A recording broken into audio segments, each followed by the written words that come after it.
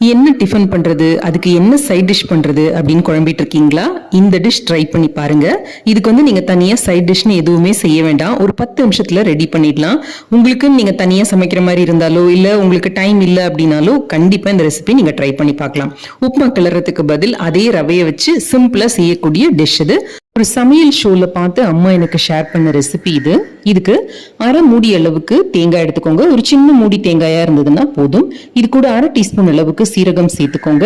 2 காஞ்ச மிளகாய், இது உங்க கார அளவுக்கு ஏற்றபடி நீங்க அட்ஜஸ்ட் பண்ணிக்கலாம். இதை முதல்ல நல்லா அரைச்சிட்டு வந்துடலாம். இப்போ இது கூட அரை கப் அளவுக்கு ரவை சேர்த்துக்கோங்க. அரை கப் அளவுக்கு நல்ல கெட்டியான தயிர் சேர்த்துக்கோங்க. 1/4 கப் அளவுக்கு தண்ணி சேர்த்துக்கோங்க. தேவையான அளவு உப்பும் போட்டு நல்லா அரைச்சிக்கோங்க. இது கூடவே ஒரு 4 கருவேப்பிலையும் போட்டீங்கன்னா வாசனையா இருக்கும்.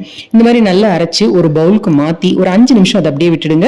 அந்த மிக்ஸி அலசி ஒரு 2 டேபிள் ஸ்பூன் அளவுக்கு தண்ணியும் விடலாம் இதுல. இப்போ ஒரு 5 நிமிஷத்துல அது ரெடியா இருக்கும். கரைச்சிங்கன்னா இந்த மாதிரி இருக்கும். இப்போ கல்ல சூடு பண்ணி கொஞ்சமா தேங்காய் எண்ணெய் விட்டு செஞ்சீங்கன்னா இந்த டிஷ் நல்ல வாசனையா நல்லா இருக்கும்.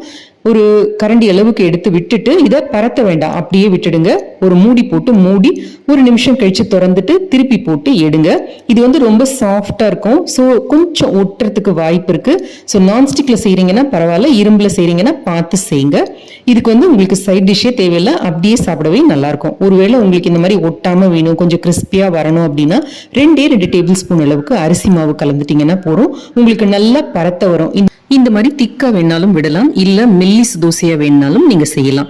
மிதமான தீயில வச்சு இந்த தோசையை சுட்டு எடுங்க. தீ அதிகமானுச்சுன்னா தேங்காய் சேர்த்துக்கிறதுனால டக்குன்னு கருகிடும். அன்பா இதை உங்களுக்கு செஞ்சு கொடுத்தவங்களுக்கு ஒரு தேங்க்யூ சொல்லிட்டு என்ஜாய். தேங்க்ஸ் ஃபார் வாட்சிங்.